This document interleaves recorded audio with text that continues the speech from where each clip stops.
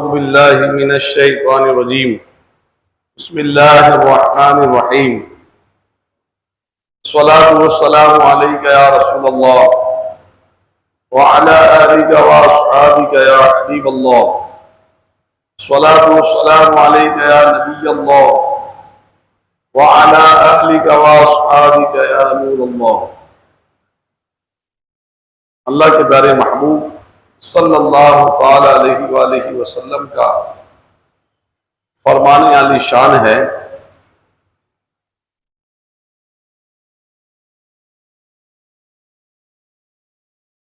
कि जो रोजे जुमा मुझ पर दुरूद पाक पढ़ेगा, मैं कयामत के दिन उसकी शफाअत करूंगा। सल्लू अलल हबीब सल्लल्लाहु ताला अला मुहम्मद व अला आलिहि व अस्हाबिहि व बारक वसल्लम। सलातun व सलामुन अलैका या सय्यदी या हबीबी या रसूलल्लाह। आज 16 ज़ुल्हिज्जा शरीफ और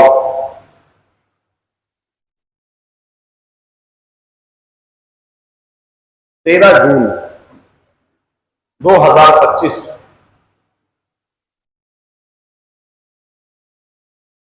जामा मस्जिद खजाना गौसिया करीम सेंटर सदर। आज इंशाअल्लाह अजीज हम सुनेंगे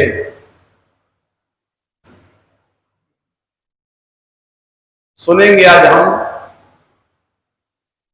सैयदना उस्मान गनी के औसाफ, क्योंकि 18 जिलहज हजरत सैयदना उस्मान गनी ज़ुन्नूरैन रज़ियल्लाहु ताला अन्हु मुसलमानों के तीसरे खलीफा, इनका यौम शहादत है। आप बड़ी शान वाले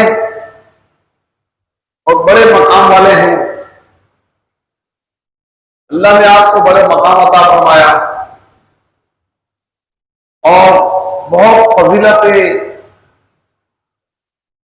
ज़बान मुस्तफ़ा सल्लल्लाहु अलैहि वसल्लम से मिली, बिशारतें मिली आपको।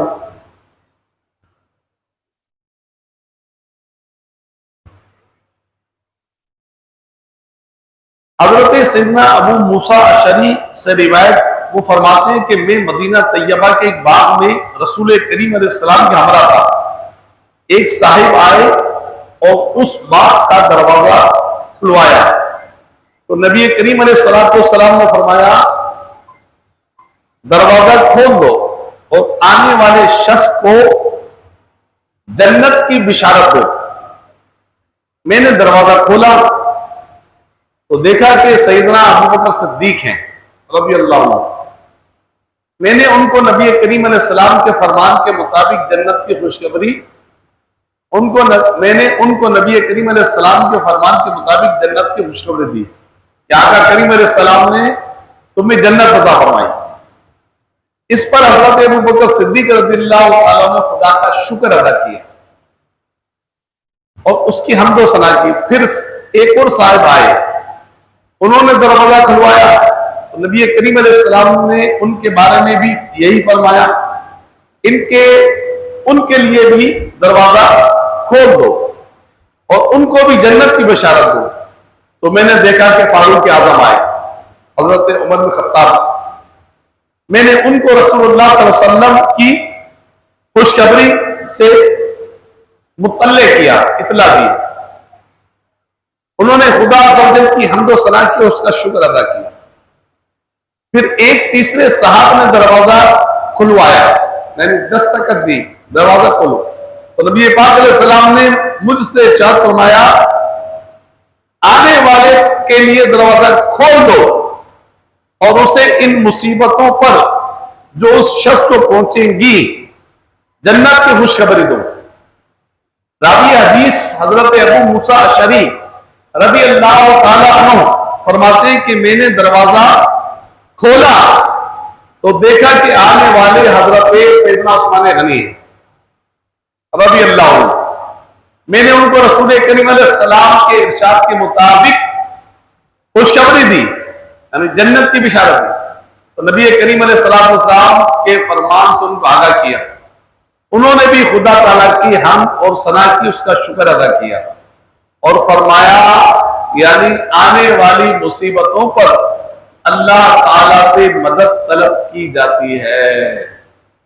प्यारे भाइयों, आपने देखा कितने प्यारे ये हजरात जिन्हें आका करीम अलैहिस्सलाम ने जन्नत की खुशखबरी दी, बिशारत दी। तो ये वो हस्तियां हैं कि जिन्हें महबूब करीम अलैहिस्सलाम की ज़बान मुबारक से फजाइल भी नसीब हुए और बिशारतें भी नसीब हुई। मुसलमानों के चारों खलीफा, पहले खलीफा हजरत सिद्दीक अकबर, मुसलमानों के दूसरे खलीफा हजरत फारूक आजम, मुसलमानों के तीसरे खलीफा हजरत सैयदना उस्मान गनी ज़ुन्नूरैन, मुसलमानों के चौथे खलीफा हजरत मौला अली शेर खुदा मुश्किल कुशा रबी अल्लाह ताला अन्हु है। बड़ी शान वाले हैं ये हजरात। आइए उस्मान गनी के फजाइल हम सुन रहे हैं, एक और हदीस शरीफ सुनते हैं।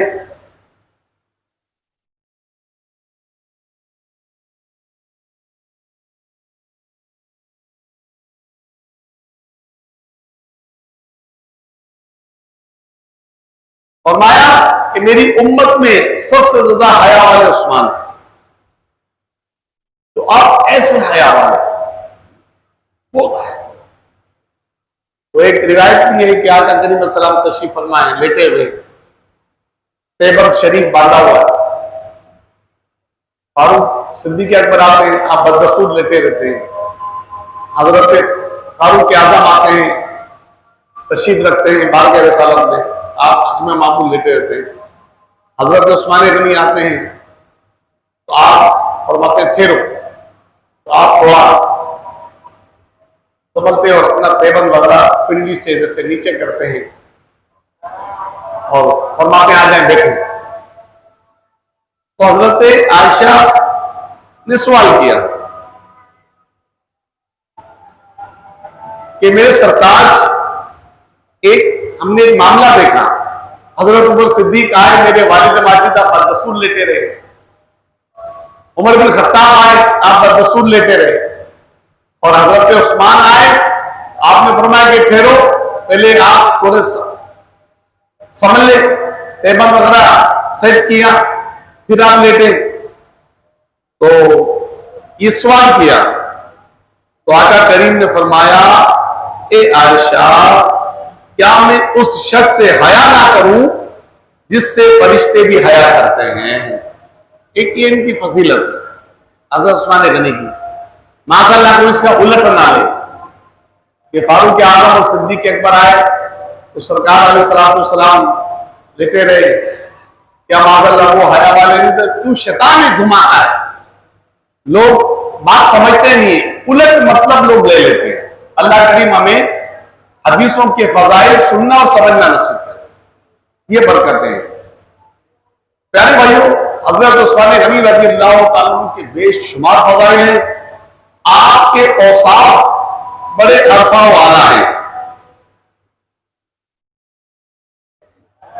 फरमाया हजरत उस्मान गनी रज़ी अल्लाह तआला अन्हु साहबी रसूल, बहुत बुलंद रुतबा वाले हैं। आपकी ऊंची शानों में से एक शान यह भी है कि नबी करीम अलैहिस्सलाम ने आपको अखलाक जैसे आला व अखलाक वाला फरमाया। साहबी रसूल हजरत अबू हुरैरा रज़ियल्लाहु ताला अन्हु से रिवायत है, एक दिन नबी पाक साहिब-ए-मुलाक सल्लल्लाहु अलैहि वसल्लम उनके घर तशरीफ ले गए। यानी हजरत अबू हुरैरा इससे रिवायत करते हैं कि आप अपनी लफ्ते जिगर बीबी रुकैया के घर तशरीफ ले गए, जो हजरत उस्मान गनी के निकाह में है। तो एक दिन प्यारे आका अलैहिस्सलातु वस्सलाम जब आए, आपने अब्बू जान प्यारे मुस्तफा सल्लल्लाहु अलैहि वसल्लम की खिदमत करते हुए आपके सरे मुबारक में कंघी करने की सादत पाई। यानी बेटी साहिबा ने अपने अब्बू जान हमारे आका ने सल्लल्लाहु अलैहि वसल्लम के सर में कंघी की। नबी करीम अलैहिस्सलाम ने अपनी शहजादी से फरमाया कि तुमने अब्दुल्ला, अबू अब्दुल्ला, ये हजरत उस्मान गनी की कुनियत थी, अबू अब्दुल्ला को कैसा पाया? अपने दामाद के बारे में पूछने अपनी बेटी से, ए प्यारी बेटी, तुमने अपने शोहर को कैसा पाया? अर्ज किया, बेहतरीन आदमी है। एक जोजा अपने शोहर के बारे में ये कमेंट्स कर रही हैं, तासुरात दे रही हैं कि अब्बू जान, या रसूलल्लाह, उस्मान मेरे शोहर बेहतरीन आदमी है। आका करीम ने फरमाया कि बेटी, उस्मान की इज्जत किया करो, अपने शोहर की इज्जत किया करो, बेशक वो अखलाक में मुझसे मुशाबहत रखने वाले साहब। अल्लाह अल्लाह। आका करीम फरमा रहे हैं, सुभान अल्लाह, कैसी जबरदस्त बात है ये कि आला अखलाक वाले हमारे प्यारे मुस्तफा सल्लल्लाहु अलैहि वसल्लम, उनके कैसे अखलाक? आका करीम के कुरान मजीद इसमें शाहिद है। 29वें पारे में इरशाद हुआ, वो इन्नका लअला खुलुकिन अज़ीम, तर्जमा कुरान कंजुल इरफान, और बेशक तुम यकीनन अजीम अखलाक पर हो। तो वो आका करीम सल्लल्लाहु अलैहि वसल्लम हजरत उस्मान गनी के अखलाक की तारीफ फरमा रहे हैं।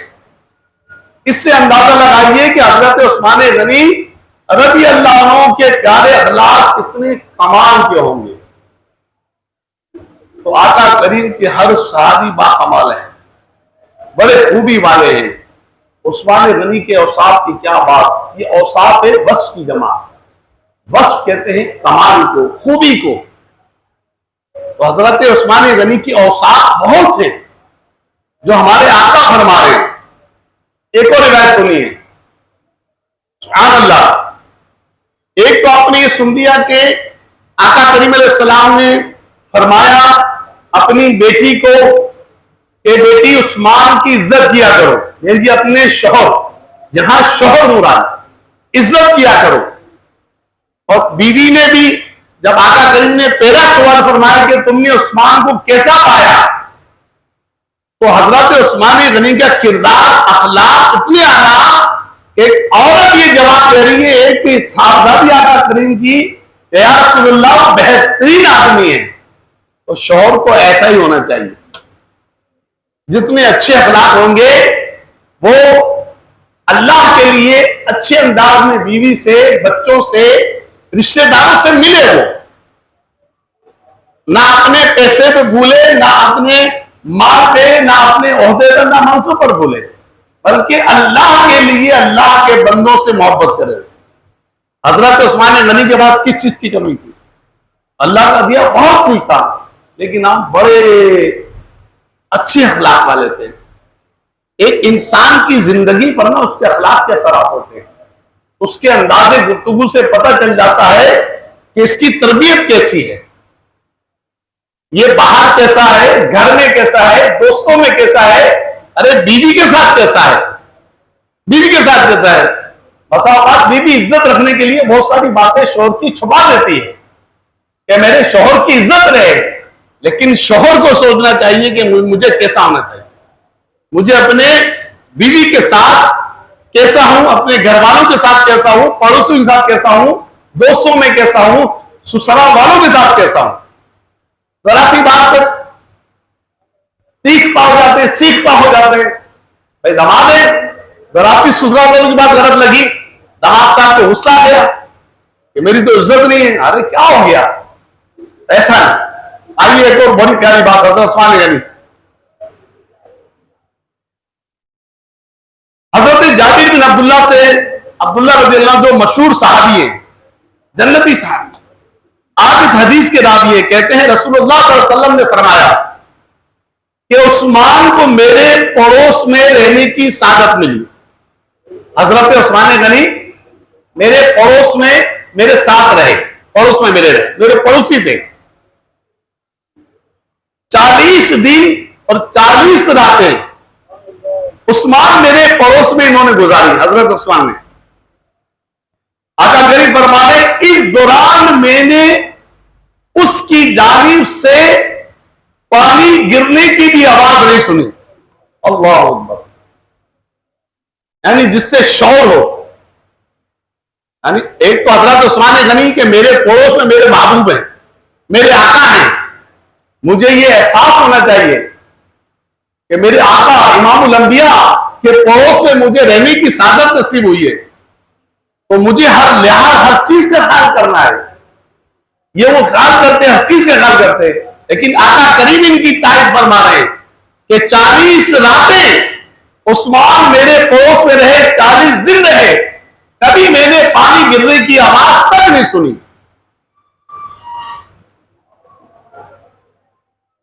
फिर आका करीम ने फरमाया सुभान अल्लाह, फबी अमान जाऊ उस्मान, यानी उस्मान कितना अच्छा पड़ोसी है। अल्लाह सुभान अल्लाह, कितनी कमाल की बात है कि प्यारे आका अलैहि सलाम जिसे बेहतरीन पड़ोसी करार दे दे, उसकी शानों का, उसकी उनकी मर्तबे का क्या आलम होगा, जिसकी तारीफ मेरे आका फरमाए कि अच्छा पड़ोसी है। ये माशरा है, सबको पता है कि आजकल पड़ोस वालों के साथ क्या हो रहा है, हर एक दूसरे से कम नहीं। कोई सोच की बिना पे बदमाशी दिखाता है, कोई मनसब की बिना पर, कोई माल की बिना पर, कोई ऊंचे कद औकात की बिना पर कमजोरों को दबाने के लिए खड़ा हुआ है माशरे में। जरा से पड़ोस के बच्चे ने जरा सा कचरा डाल दिया, क्या हाल होता है, आइए सुनिए आगे। या जहन में रखिए कि पड़ोसी जो भी है,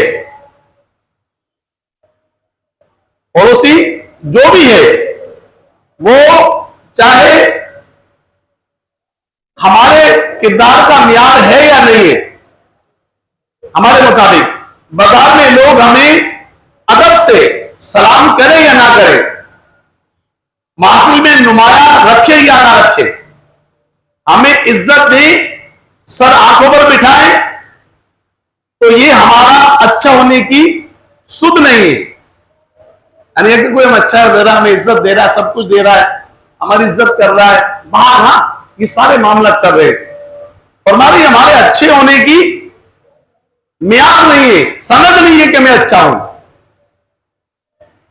इसका फैसला हमारा पड़ोसी करेगा, हमारे पड़ोसी जबान से होगा। जी हां, हदीस बाग में हजरत अब्दुल्ला बिन मसूद फरमाते, एक शख्स ने बाग रसूल में अर्ज किया, या रसूलुल्लाह मुझे कैसे पता चले कि मैं अच्छा हूं या मैं बुरा हूं, मुझे कैसे पता चले कि मैं अच्छा हूं या बुरा हूं। तो इमामुल अंबिया सल्लल्लाहु अलैहि वसल्लम ने फरमाया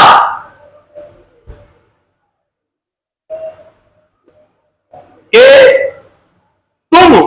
जब तुम अपने पड़ोसी को ये कहते सुनो कि तुमने भलाई की, यानी अच्छाई की, तो वाकई तुमने अच्छाई की, और जब तुमने पड़ोसी को कहते सुना कि तुमने बुराई की, तो वाकई में तुमने बुराई की।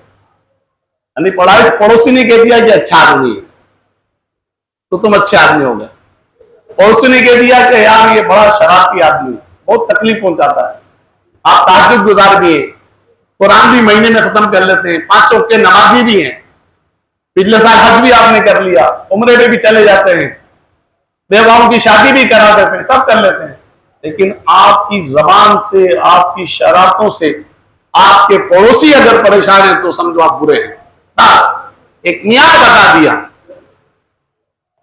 पता चला कि हमारे किरदार की सनद, लोगों का हमें अच्छा कहना हमारा अच्छा होने की दलील नहीं, दूर के रिश्तेदारों का हमें अच्छा कहना हमारे अच्छा होने की दलील नहीं।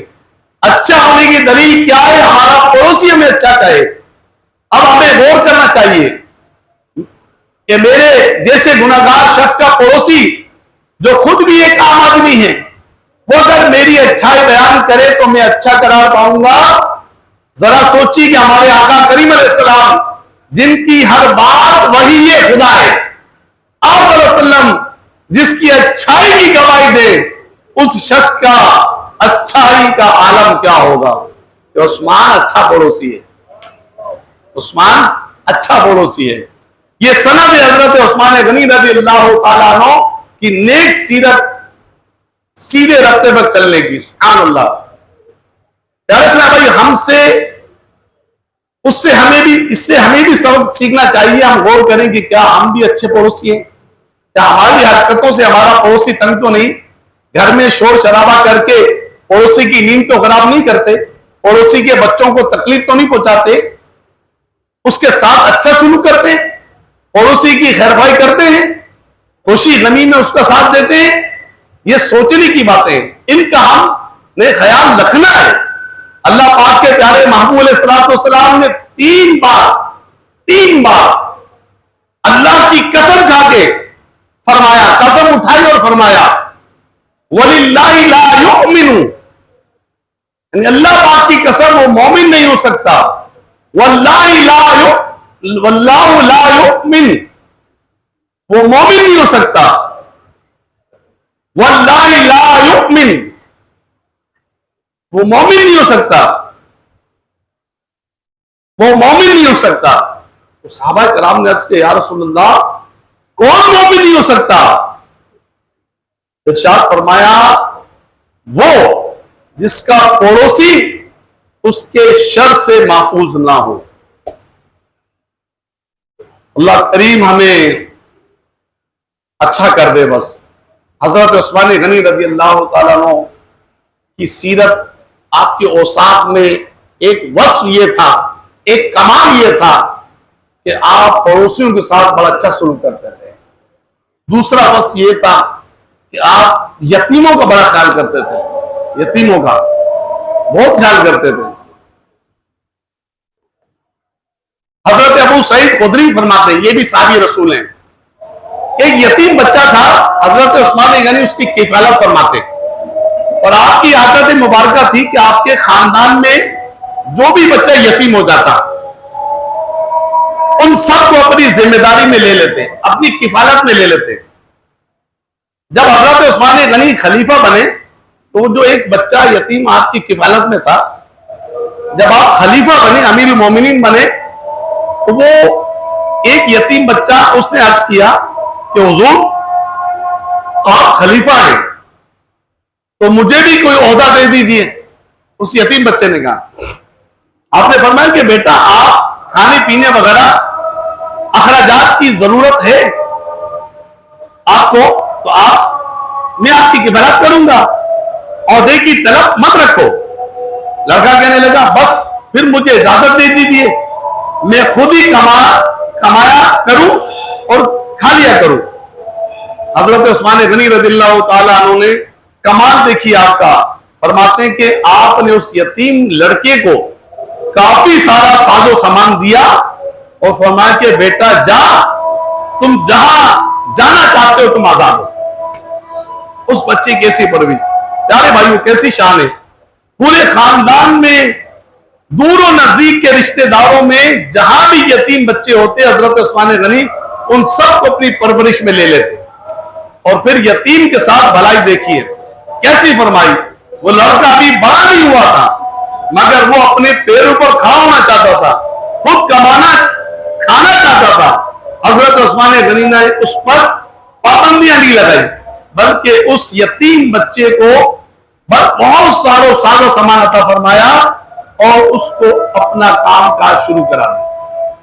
तो ये है एक आला वस्फ हजरत उस्मान गनी रज़ी अल्लाह तआला अन्हु के यतीमों की किफालत करते थे। तो यहां यही उलमा लिखते हैं कि काश हमें भी सादत मिल जाए, यतीम के सर पर हाथ फेरना भी नेकी है, ईद त्योहार पर उसे कुछ खरीद देना यह भी नेकी है, यतीम को जेब खर्च दे देना यह भी नेकी है, यतीम का माना खर्च मुकर्रर कर देना यह भी नेकी है। मगर यतीम के साथ सबसे बेहतरीन भलाई ये कि उसे पैरों पर खड़ा कर दिया जाए, यानी उसको हुनर सिखा दे, उसको आला तालीम दिलवाएं। अल्लाह पाक ने ताकत बख्शी हो तो उसको कारोबार बनाकर चलाकर दे, उसकी जिंदगी समझ जाएगी। और यही बात, यही काम हजरत उस्मान गनी ने भी किया, जो हमें भी करना चाहिए। रसूल करीम अलैहिस्सलाम ने फरमाया, गौर से सुने, जिनके यहाँ यतीम बच्चे हैं, भाई का इंतकाल हो जाता है, भाई के छोटे बच्चे होते हैं, बहन का इंतकाल हो जाता है, बहन के छोटे बच्चे होते हैं, नाबालिग जो होते हैं वो यतीमी में होते हैं, वो उनके साथ क्या रवैया करना है, हर तरह के जुल्म से उन पर हमें बचना है। आका करीम ने फरमाया कि बेशक जब यतीम को मारा जाए तो उसके रोने के सबब अर्श इलाही कांप जाता है। अल्लाह पाक फरमाते हैं, फरिश्तों यतीम को किसने रुलाया? फरिश्ते अर्ज करते हैं, ए मौला हमें नहीं मालूम। इरशाद होता है, गवाह हो जाओ, जो इस रोते हुए यतीम को खुश करेगा, मैं रोजे कयामत उससे नेमत अता फरमाऊंगा और उसको राजी करूंगा। तो ये कुछ चीजें थी जो मैंने आपको हजरत उस्मान गनी के औसाफ, आपके कमालात, अल्लाह ने बड़ा आपको नवाजा था, बहुत नवाजा था। हजरत उस्मान गनी बड़े बाकमाल आदमी थे, राय खुदा में माल देने वाले थे, बहुत माल अपने अल्लाह की राह में दिया। आका करीम ने बड़ी बिशारतें इनको अता फरमाई। 28 जिलहज आपका यौम शहादत है, 28 जिलहज यानी इतवार का दिन हमारे यहाँ है, ये 28 जिलहज, 18 जिलहज, आज 16 है, कल 17 है, परसों 18, और 12 साल आपने मसनद खिलाफत पर रहे और वह तारीखी आपने काम की, बहुत काम की, बहुत रोजे रखते आप, नफली इबादत करते। जिस दिन आपकी शहादत हो उस दिन भी आप रोजे से थे और कुरान करीम की तिलावत कर रहे थे। रमजान का महीने नहीं था, जिलहज का महीना, लेकिन रोजा रखा होता, नफली रोजों से बड़ा प्यार था। हमारे तो सोचते हैं कि फर्ज तो है नहीं, जाने तो यार, अभी जिलहज के 9 रोजे थे, कितने फजीलत वाले थे, बस जी रख लेंगे जी, बस कोई जरूरी नहीं है उस्मान गनी मसन्नत पढ़ें खिलाफ, लेकिन देखें रोजे कैसे रखें। और ऐसे प्यारे महबूब की ताजीम करते कि जब आप ईमान लाए थे ना, तो जब आपने आका करीम के हाथ में हाथ दिया, उलमा फरमाते हैं जब से आपने ये हाथ महबूब के हाथों में दिया ना, मुहद्दिसीन लिखते हैं कि तब से आपने उस हाथ को अपनी शर्मगाह पे भी नहीं लगाया, ऐसे बल्कि यहां तक फरमाते हैं उलमा कि जब कोई आपसे हाथ मिलाता, आप उससे फरमाते तेरा वजू है, कहता नहीं, फरमाया पहले वजू करके आ, फिर मुझसे हाथ मिला, कि ये हाथ मैंने महबूब के हाथों में दिया। ये कैसी साहबत से हमें ताज़ीम मिल रही है, कैसी इज्जतें मिल रही है। अल्लाह करीम इनके मज़ार पर रहमत नाज़िल फरमाए। बड़ा इनाम किया, बहुत बेदर्दी से आपको शेक किया गया, 40 दिन आप पर पानी बंद किया गया, 40 दिन ऐसा आपको शेक किया। एक वक्त ऐसा आया कि जिसने आपको शहीद किया था कातिलों में से, एक वक्त आया कि वो कातिल इमाम हजरत उस्मान गनी के कातिल मस्जिद नबी के मुसल्ले पे खड़े हो गए और नमाज पढ़ाने लगे। जो सहाबा कराम जानते थे कि हजरत उस्मान गनी के कातिल हैं, हजरत सहाबा कराम ने मस्जिद नबवी जाना छोड़ दिया था। इस गुस्ताख के पीछे, इस बददीन के पीछे जो हजरत उस्मान गनी के गुस्ताख है, ये कत्ल किया है, तो इसके पीछे कैसे नमाज पढ़ेंगे? यानी बता दिया कि किसी गुस्सा के रसूल के पीछे, किसी गुस्सा के साहबा के पीछे नमाज हमें नहीं पढ़नी है, चाहे वो मस्जिद नबवी हो, चाहे वो मस्जिद हराम हो, चाहे पाकिस्तान में कहीं भी हो। ये हजरत साहबा कराम ने हमें बताया। उनके साहबा कराम से बढ़कर मस्जिद नबवी की अफजलियत को कौन जानेगा? उलमा फरमाते तुम साहबा कराम से बढ़कर मस्जिद नबी की फजीलत जानते हो? तो मैं नहीं, तो ये एक नमाजों का मियार भी है। अरे नमाज पढ़ने, भाई कैसे पढ़ ले नमाज? सबके पीछे नमाज पढ़ लो, क्या औरत खड़ी औरत के पीछे नमाज पढ़ लें? क्या शरीयत ने अहकाम बयान किए हैं कि गुस्ताख, बेअदब, बददीन, बदअकीदा के पीछे कैसे नमाज पढ़ी जाएगी? जिसका अकीदा ही दुरुस्त नहीं है, नजरिया ही दुरुस्त नहीं है, वो ताज़ीम मुस्तफा जानता ही नहीं है, ताज़ीम सहाबा जानता ही नहीं है, बकवास करता है, बेअदबिया करता है, जहालत की बातें करता है उन मुबारक हस्तियों के बारे में जिनसे कुरान करीम ने वादा फरमा दिया। कुरान ने वादा फरमाया अल्लाह ने कि ये हजरात जन्नती हैं। उनके बारे में जबान लगा दीजिए तो उसके पीछे कैसे नमाज होगी? उससे तो जो रिश्ता है वो भी खत्म होना चाहिए, दूर हो जाना चाहिए। ये असले ईमान ये है। अल्लाह करीम मुझे आपको अमल की तौफीक अता फरमाए। हजरत उस्मान गनी के सदके में अल्लाह पाक हमें मजहब मुहज्जब पर इस्तकामत अता फरमाए। बस ये हमारी जिंदगी का दस्तूर, अल्लाह करीम अमल की तौफीक। इस वीडियो को शेयर जरूर करें, हो सकता है आपके एक शेयर से ये बात किसी के दिल में उतर जाए।